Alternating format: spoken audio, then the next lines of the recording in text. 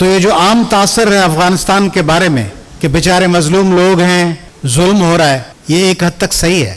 وہ پاکستان میں بسنے والے پختون تو ہمارے جگر کا ٹکڑا ہیں، جس طرح پاکستان کی تمام دوسرے صوبوں کے لوگ ہیں، مگر پڑوسی ہونے کے ناطے افغان لوگ، پڑوسی ہونے کے ناطے ایران کے لوگ، یہ تامل، یہ ملیالم، یہ تلگو، یہ شری لنکن، یہ سنگالیز، یہ بنگالیز، یہ عرب، یہ سب ہمارے پڑوسی ہیں، ہمارے بھائی اور بہن ہیں. اگر افغان عوام ان کو کنڈون نہ کرتا، ان کو برداشت نہ کرتا، ان کو چلنے دیتے رہتا، یا اس پہ آواز نہ اٹھاتا یا آواز اٹھاتا، تو اس سے زمین آسمان کا فرق پڑ سکتا تھا. بالکل ایسے جیسے سندھ میں ہو رہا ہے، جیسے پاکستان میں ہو رہا ہے. سارا قصور حکمرانوں کا بھی ہے اور ہم لوگوں کا بھی ہے. ہم لوگ جو خاموش ہیں، ہم لوگ جو چپ ہیں، ہم لوگ جو بات کر کے پھر اپنا سمجھتے ہیں کہ ہم نے اپنا کردار ادا کر دیا. We have conveyed our concerns, that's sufficient, that's more than enough. تو افغانستان کی ہسٹری بتاتی ہے کہ افغان لوگوں کا اس میں بڑا حصہ ہے. 72 تک تو بادشاہت تھی ان کے پاس، ظاہر شاہ بیٹھا تھا 1933 سے لے کر 72 تک. اس دور میں 40 سال بادشاہت ہو. پھر داؤد آیا، وہ بھی ایک سیمی بادشاہت تھی. اور آپ کے علم میں جو لوگ پڑھتے ہیں افغان ہسٹری، ان کے علم میں ہوگا کہ افغانستان میں کوئی پاپولر گورنمنٹ تو رہی نہیں ہے نا. یہ تو سور انقلاب آیا 70s کے آخر میں، جس میں آ کے پھر نور محمد ترقی، حفیظ اللہ امین، ببرک کارمل، یہ لوگ آئے جن میں سے کوئی درانی یا ہوتک یا بارکزئی نہیں تھا. ان میں سے نور محمد ترقی کی حکومت تو جینیون تھی، کوئی فارن انویڈر نہیں تھا اس کے ساتھ. لوگ سمجھتے ہیں کہ جو افغانستان میں سور انقلاب آیا اس میں کوئی فارن فورسز آ گئیں. نہیں، initially there was an internal revolution, سور انقلاب led by نور محمد ترقی. اس کو مارا گیا، اس کو مروایا گیا. حفیظ اللہ امین نے آ کے اس کو مار دیا اور پھر خود بھی مارا گیا. اور پھر سوویت انویژن ہوا، پھر سوویت انٹرفیرنس ہوا. اور پھر جب سوویت انٹرفیرنس ہوا تو سوویت انٹرفیرنس کو ایکسپلائٹ بھی کیا گیا. ایک تو وہ غلط تھا، وہ نہیں ہونا چاہیے تھا. کوئی بھی انقلاب کے نام پر، کوئی بھی مزدور اور کسانوں اور محنت کشوں کے نام پر دوسرے ملک میں داخل نہیں ہونا چاہیے. دوسرے ملک کا معاملہ اس ملک کے لوگوں کو دیکھنا چاہیے. ہیجمونی یا امپیرلزم مغربی سامراج کے نام پہ ہو یا محنت کشوں کے نام پہ ہو، دوسروں کے معاملات میں مداخلت نہیں ہونی چاہیے. مگر پہلا جو انقلاب تھا وہ دوسروں کی مداخلت سے نہیں تھا، نور محمد ترقی کا. پھر جب اس کے خلاف سازشیں ہوئی تب وہ انٹرفیرنس ہوا. اور پھر کیا ہوا؟ At that time pan Islamism served their purpose. Pan Islamism اس کو جسٹیفائی کیا گیا، ویسٹرن ورلڈ نے کیا. They justified it as freedom struggle against Soviets. اور پھر then madrasa culture was used to recruit young fighters who later wore the mask of Taliban. Taliban کا mask تو بعد میں آیا نا، اس سے پہلے تو فریڈم فائٹرز تھے جو لڑ رہے تھے، آزادی پسند لوگ جن کو اسپانسر کیا گیا سوویٹس کے خلاف لڑنے کے لیے. اور پھر when entire mess was there, someone had to clear up that entire mess. And who better than the neighbors next door? پڑوسیوں سے، قریبی پڑوسیوں سے بہتر کون ہو سکتا ہے؟ Then we were there. So wave upon wave of homeless refugees poured into our country seeking help that we could ill afford. ہم برداشت نہیں کر سکتے تھے. And someone had to pay the price for that compassion. اور پھر ہم نے پرائز دی. Our culture, our economy, our security, our values, all were gone with the wind. تباہ و برباد کر دیا گیا. And who should be responsible for that? اس کے لیے باہر کی طاقتیں، عالمی طاقتیں تو responsible ہیں، مگر much of the blame rests with 11 years of Zia's regime. Zia الحق کی حکومت تھی 11 سال کی، جس نے پاکستان کے پرامن خطے کو بین الاقوامی مفادات کے لیے کلاشنیکوف اور منشیات کے ایک گرداب میں، ایک دلدل میں دبا دیا، غرق کر دیا. افغانستان کو سمجھنے کے لیے ہم جو سمجھتے ہیں کہ افغانستان کوئی پشتون معاملہ ہے، سارا پشتون معاملہ نہیں ہے. پشتون کتنے ہیں؟ 4 کروڑ کی آبادی میں کوئی 40-42% پشتون ہیں. لوگوں کو پتہ نہیں ہے. 1 کروڑ 70 لاکھ، 1 کروڑ 80 لاکھ پشتون ہیں. 2 کروڑ 10-20 لاکھ دوسرے لوگ ہیں. 27% تاجک ہیں. 10% 9-10% کے قریب ازبیک ہیں. 9-10% ہزارہ ہیں. 4-5% ترکمین ہیں. 2% تو مالک صاحب کو پتا ہوگا بلوچ ہیں، ایبکس ہیں، دوسرے ہیں. اس ٹکراؤ والی ریاست کو عارضی طور پر ویسٹرن طاقتوں نے استعمال کر کے چھوڑ دیا، جیسے وہ ہمیشہ کرتے ہیں. جیسے آپ کو کہا گیا تھا کہ بحری بیڑا آ رہا ہے، آپ لڑ رہے تھے، ایسٹ پاکستان میں گھیرا تھا اور بتایا گیا کہ بحری بیڑا آ رہا ہے، قریب پہنچنے والا ہے، بحری بیڑا آ رہا ہے، آخر تک نہیں آیا، فال آف ڈھاکہ ہو گیا. تو یہ بتایا گیا ہے کہ افغانستان کے لوگ، وہ منیر نیازی نے کہا ہے نا، اس کا ترجمہ ہے، پنجابی میں شعر ہے، اس کا ٹرانسلیشن بھی بڑا کمال کا ہے کہ کچھ یوں بھی راہیں مشکل تھیں اور کچھ گلے میں غم کا توق بھی تھا، اور کچھ شہر کے لوگ بھی ظالم تھے اور کچھ ہمیں موت کا شوق بھی تھا. تو شہر کے لوگ بھی ظالم تھے مگر ہمیں بھی موت کا شوق ہے. تو ہم نے اپنا کردار ادا کیا, پیسے آئے, ہاٹ پرسوٹ 2001 میں, either you are, مہتاب صاحبہ نے کوٹ کیا, either you are with us or against us, اور ہم پیچھا کریں گے. اور ہم نے ہاتھ اٹھا لیے, ہم نے کہا بھائی لا تعلق ہے ہم. وہ افغان بات نہیں بھولے جو لوگ یہ ڈفرینشیٹ کر رہے ہیں کہ اچھے طالبان اور برے طالبان. میں کافی ٹریول کرتا ہوں, مجھے بیرون ملک کوئی ایک افغان ایسا نہیں ملا جو پاکستان کے لیے پازیٹیو اپروچ رکھتا ہو. وہ سب کہتے ہیں کہ ٹھیک ہے ٹھیک ہے, وقت آئے گا پھر دیکھیں گے, آپ نے ہمیں بری طرح سے استعمال کیا ہے. حالانکہ استعمال وہ خود ہوئے, حالانکہ ہمارے پاس آپشنز بہت کم تھے. افغانستان اربنائز ہو نہیں پایا, اس میں ہمارا کیا قصور ہے؟ 4 کروڑ آبادی, بہت زیادہ آبادی ہے, 4 کروڑ آبادی, بلوچستان کے صوبے سے زیادہ آبادی ہے. 4 کروڑ آبادی, آدھے سندھ جتنی آبادی ہے. اس 4 کروڑ آبادی میں شہر بڑے میں بڑا کابل ہے, 30 لاکھ کا شہر ہی نہیں ہے. 2-2.5 لاکھ کے شہر, اربن سینٹرز ہیں ہی نہیں. ہرات, کندوز, جلال آباد, مزار شریف, بلخ, چھوٹے چھوٹے شہر, چھوٹے چھوٹے. غزنی 2-2.5 لاکھ. باقی سارے پہاڑ ہیں, باقی سارے ریگستان ہیں, ان میں بسنے والے لوگ ہیں. وہاں نہ اسکول ہے. داؤد کے زمانے میں کچھ کوششیں ہوئیں, کچھ ڈاکٹر نجیب اللہ کے زمانے میں کوششیں ہوئیں, اس کو پھر تباہ و برباد کر دیا گیا. اب پاکستان پہ بوجھ ڈالا جا رہا ہے افغانیوں کا. بھئی افغانستان کے بارڈر پہ تو دوسرے ممالک بھی ہیں, ازبیکستان ہے, تاجکستان ہے, ترکمانستان ہے, ایران ہے, پاکستان ہے اور چائنا ہے. ان میں سے کوئی نہیں ہے افغان آباد کاروں کو لینے کے لیے. گزشتہ 3 ڈیکیڈز میں 40 لاکھ کے قریب لوگ پاکستان میں آ چکے ہیں, 4 ملین. اور انتہائی بدنصیبی ہمارے افغان بھائیوں کی کہ ان کے 30 سے 40 لاکھ لوگ مارے جا چکے ہیں. گزشتہ 4 دہائیوں میں 30 سے 40 لاکھ افغان مارے گئے, زخمی ہوئے, معذور ہو گئے, تباہ و برباد ہو گئے. ہمیں ان سے محبت ہے, ہمدردی ہے, پیار ہے, اخوت ہے, مگر اخوت اپنی کاسٹ پہ تو نہیں ہو سکتی نا. محبت اپنی کاسٹ پہ تو نہیں ہو سکتی. اپنے لوگوں کو مروا کر پیار کا اظہار تو نہیں ہو سکتا. اگر ایسا ہے اپنے لوگوں کو مروا کے پیار کا اظہار کرنا, تو پاکستان کے دوسرے صوبے بھی کر لیں نا یہ تجربہ.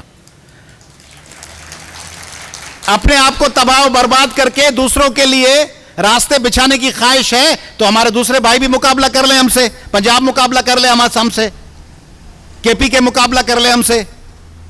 ٹھیک ہے, الحمدللہ ہم سب مسلمان ہیں, اور ہمیں اپنے مسلمان بھائیوں سے بھی اتنا ہی پیار ہونا چاہیے جتنے دوسرے اپنے ہم وطن لوگوں سے, دوسرے عام انسانوں سے. تو بھئی دنیا کا سب سے بڑا اسلامی ملک تو سعودی عرب ہے, جو فائنانس بھی کرتا ہے. یو اے ای ہے, قطر ہے, بحرین ہے, جارڈن ہے, لیبیا ہے, عراق ہے, شام ہے. وہ کیوں نہیں آباد کرتے؟ سارے افغانی بھجوا دیے جاتے ہیں پاکستان. سعودی عرب قربانی دے اتنا. سعودی عرب بہت بڑا ملک ہے, اور سعودی عرب میں بڑی ریگستان ہے, ویران ہے, پیسوں کا بھی ایشو نہیں ہے. الحمدللہ پیسہ تیل بے پناہ ہے, کر دیں آباد. وہاں پہ باتیں قطر نے کی ہیں, میڈیٹ قطر نے کیا ہے, نیگوسیشنز قطر میں ہوئی ہیں, وہ آباد کریں. انہوں نے تو کیمپیں بنائی ہوئی ہیں, آپ نے دیکھا ہے پتہ نہیں, کیمپس بنی ہوئی ہیں. 5-7 واش روم میں ہزاروں لوگ بیٹھے ہوئے ہیں قطر کی کیمپوں میں, افغان بھائی ہمارے. یہاں پاکستان میں کیا ہوتا ہے؟ آپ کہیں کہ یہاں پہ بھی کیمپ بات کر دیں گے, مگر اس پہ عمل نہیں ہوگا. یہاں کیمپ بنے گی تو کیمپ کے باہر جو پہرا دینے والا بندہ ہوگا وہ بھی افغانی ہوگا. وہ ان کے ساتھ نیگوشیٹ کر کے اس کو کہہ دے گا چلے جاؤ آگے کراچی, حیدرآباد, لاڑکانہ, سکھر. وہ آ کے یہاں بیٹھ جائیں گے, وہ آ کے آپ کی شاہراہوں پہ بیٹھ جائیں گے. میں مخاطب ہوں عمران خان صاحب سے. خان صاحب سندھی میں کہتے ہیں ماما جے گھر میزمان مکھے لہرن کو لوڈو. ماموں کے گھر مہمان ہیں, میرے کو کوئی پریشانی اور بے چینی نہیں ہے. تو یہ سندھ ماموں کا گھر نہیں ہے جس میں آپ جس کو چاہے کہہ دیں کہ بھئی آ جائیں تو آپ آ کے سب یہاں بھیج دیتے ہیں. اور مجھے افسوس ہے ہماری کراچی کی کچھ پولیٹیکل پارٹی سے, کوئی ڈی سی دیکھ لیتے ہیں, کوئی ایس ڈی ایم دیکھ لیتے ہیں, پکڑ لیتے ہیں کہ یہ اندرون سندھ سے آیا, اندرون سندھ سے آیا, پکڑ لو, اندرون سندھ سے بندہ آ گیا. اندرون سندھ کو جرمنی میں ہے, فرانس میں ہے, اندرون سندھ استنبول کے برابر میں ہے, وہاں سے بیچارہ آ گئے بیرون سندھ میں. بھئی یہ سندھ ہے پورا، کراچی تختگاہ ہے، ہم اور آپ سب باشندے ہیں، اردو بولنے والے، سندھی بولنے والے سب سنز آف سوائل ہیں، سب کا یہ وطن ہے. جو بھی یہاں پرماننٹ ریزیڈنٹ ہیں سندھ کے وہ سب بھائی ہیں، صرف سندھی اور اردو بولنے والے نہیں. جو ڈیکیڈ سے آباد یہاں بلوچ ہیں، پشتون ہیں، پنجابی ہیں، سرائکی ہیں، 50s اور 40s اور ارلی 60s کے آباد رہنے والے تمام لوگ ہمارے بھائی ہیں، اور وہ سنز آف سوائل ہیں. وہ سندھ کا اور پاکستان ہمارا وطن ہے، سب کا، ہم سب کا ہے. مگر کوئی جیکب آباد سے ڈی سی آ جائے تو 50 لوگ آ کے پریس کانفرنس کرتے ہیں، فلاں شخص آ گیا، اور یہ جوک در جوک الیگل امیگرنٹس آ رہے ہیں، اور وہ ہتھیار بند ہیں، اور وہ ملیٹنٹ ہیں، اور ان میں سے کچھ لوگ منشیات فروش ہیں، ان میں سے کچھ لوگ ہیں جنہوں نے آرمی پبلک اسکول میں دھماکہ کیا، ان میں سے کچھ ہیں جنہوں نے لاہور میں دھماکے کیے، ان میں سے کچھ ہیں جنہوں نے سیون میں دھماکے کیے اور شکارپور میں دھماکے کیے. ان کے لیے کوئی کراچی سے ایک لفظ بولنے کو تیار نہیں ہے. کچھ لوگ بولتے ہوں گے، میں سب کی بات نہیں کر رہا، مگر کچھ لوگ جہاں یہاں موجود نہیں ہیں وہ سارا دن پریس کانفرنس کرتے ہیں مگر اس بات پہ بولتے نہیں ہیں. شاید ان کو پرچی ملی ہوئی ہے کہ اس پہ نہیں بولنا، پرچی پہ چلتے ہیں نا، پرچی ملی ہوئی ہے اس پہ کہ اس موضوع پہ بات نہیں کرنی، اس لیے وہ نہیں بولتے، چپ ہو جاتے ہیں، خاموش. بھائی لاڑکانہ اور جیکب آباد اور ننگر پارکر سے مزدور آتا ہے، وہ چائے آ کے بیچتا ہے، وہ سبزی بیچتا ہے، وہ سیکیورٹی گارڈ بنتا ہے، وہ کلرک بنتا ہے، وہ پٹے والا بنتا ہے، وہ اپنی چھوٹا سا کوئی پرچون کا دکان کھولتا ہے. وہ منشیات بیچنے نہیں آتا، وہ کلاشنیکوف بیچنے نہیں آتا، وہ 50 لوگوں کا غول لے کر کسی اور کے علاقے پہ حملہ کرنے نہیں آتا. اس کے پیچھے 50 لوگوں کے جرگے نہیں ہوتے کہ ایک جگہ لڑائی ہو جائے اور 1000 لوگ اس کی مدد کے لیے ہتھیار لے کے، جدید ہتھیار لے کے پہنچ جائیں. وہ خطرہ نہیں ہے، خطرہ وہ ہے جس کے خلاف آپ لوگ نہیں بولتے. اور دوسری بات کہ افغان ایشو، اس افغان ایشو پہ وفاقی حکومت سندھ کے لوگوں کو اعتماد میں کیوں نہیں لیتی؟ پارلیمنٹ میں بات کیوں نہیں کی گئی؟ کیوں نہیں فیصلہ سازی کی گئی؟ اور سندھ کے لوگوں کو کیوں شریک نہیں کیا گیا؟ سندھ کے لوگوں سے مشاورت کیوں نہیں کی وفاقی حکومت نے؟ سینٹ کا اجلاس کیوں نہیں بلایا گیا؟ قومی اسمبلی کا اجلاس کیوں نہیں ہوا؟ آپ سب کو پتا ہے کہ انڈیا کیا کر رہا ہے، آپ سب کے علم میں ہے. اور مگر ہمیں یہ سمجھنا چاہیے، جب ہم کہتے ہیں کہ انڈیا میں انتہا پسندی ہے، جب ہم کہتے ہیں کہ انڈیا میں ایکسٹریمزم بڑھ رہا ہے، تو اس کا سب سے زیادہ نقصان کس کو ہے؟ ہمیں ہے کیا؟ نہیں، سب سے زیادہ نقصان انڈیا کو ہے. جب ایکسٹریمزم بڑھے گا، ٹکراؤ بڑھے گا، نسل پرستی بڑھے گی، مسلمانوں کو نشانہ بنایا جائے گا، تو اس کا سب سے زیادہ نقصان انڈیا کو ہی ہوگا. اسی طرح پاکستان میں جب آپ ایکسٹریمزم بڑھائیں گے، پاکستان میں جب مائنارٹیز کو انسیکیور کریں گے، پاکستان میں جب خواتین انسیکیور ہوں گی، پاکستان میں جب بچوں کے اگینسٹ کرائمز ہوں گے، تو اس کا سب سے زیادہ نقصان پاکستان کو ہوگا. ان چیزوں پہ ہماری پارلیمنٹ کیوں بات نہیں کرتی؟ سندھ حکومت کہاں ہے؟ سندھ اسمبلی نے کوئی اجلاس بلایا ہے کہ افغان آ رہے ہیں، اس پہ کوئی قانون سازی ہونی چاہیے؟ سندھ حکومت نے کوئی ہدایات جاری کی ہیں کہ الیگل امیگرنٹس کو روکنے کے لیے کچھ کرنا چاہیے؟ کہاں ہیں؟ سندھ اسمبلی میں موجود تمام لوگ، پیپلز پارٹی کے ہوں، ایم کیو ایم کے ہوں، جی ڈی اے کے ہوں، پی ٹی آئی کے ہوں، جماعت اسلامی کے ہوں، ان میں سے کوئی کیوں نہیں لاتا کوئی موشن، کوئی ریزولوشن سندھ اسمبلی میں؟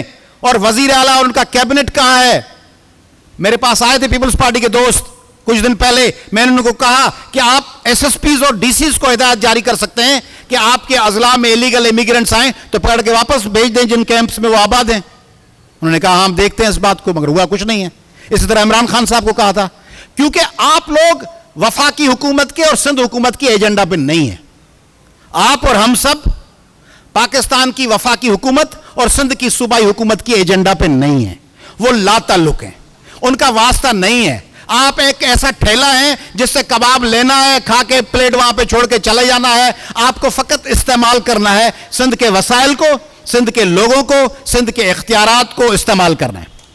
اس صورتحال میں میں یہ واضح الفاظ میں بتا دینا چاہتا ہوں کہ افغانی، پھر دہراتا ہوں، ہم نسل پرست نہیں ہیں، مگر ہمارا اسلام دوسروں سے مختلف اسلام ہے. ہم سمجھتے ہیں ہمارا اسلام وہ اسلام ہے جو اسلام کی حقیقی روح ہے. لکم دینکم ولی الدین. हमारा इस्लाम दूसरों को वाजिबुल कत्ल ठहराने वाला इस्लाम नहीं है। वला तस्बुल लजीना यदून मिन दूनल्लाह, तुम उनके खुदाओं को बुरा न कहो, कहीं वो तुम्हारे सच्चे खुदा को कुछ न कह दें। हमारा बर्दाश्त वाला इस्लाम है।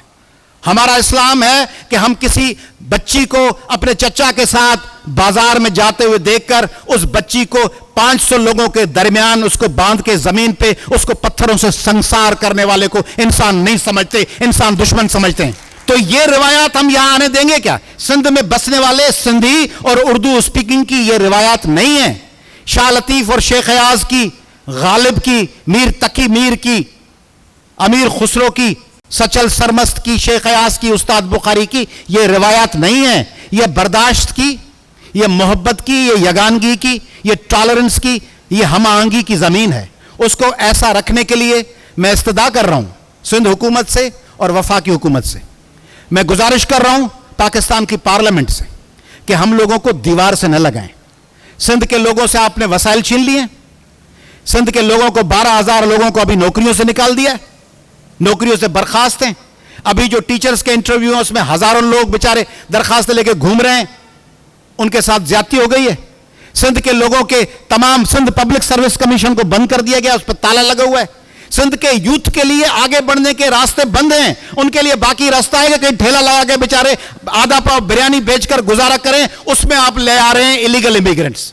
तो आप यानी सिंध को तबाह बर्बाद, जो भी ये करना चाह रहा है, जो भी सिंध में डेमोग्राफिक चेंज लाने के लिए ये तमाम मुसीबतें हम पर नाजिल करना चाह रहा है, वो सिंध का दुश्मन तो है ही है, वो पाकिस्तान का दुश्मन है। पाकिस्तान से दुश्मनी बंद करें। शुक्रिया।